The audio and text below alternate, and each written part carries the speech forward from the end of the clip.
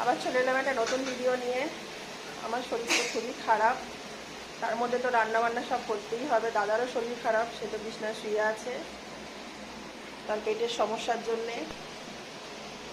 আর রান্নাবান্না তো করতেই হবে, লোকের তো অর্ডার দিতেই হবে, তো তার জন্য রান্নাবান্না কিছুটা মাও করলো, কিছুটা আমিও করলাম, দুজনে মিলেমিশে করলাম।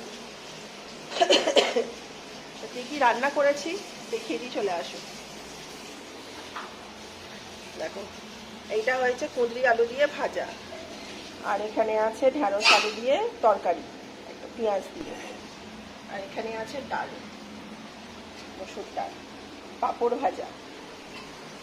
আচ্ছা, এখানে আছে ফুলকপি আলুর তরকারি, আর এখানে হচ্ছে মাংস। কাকুমানের অর্ডার আছে, তার জন্য মাংস হচ্ছে। এখানে হচ্ছে ভাত।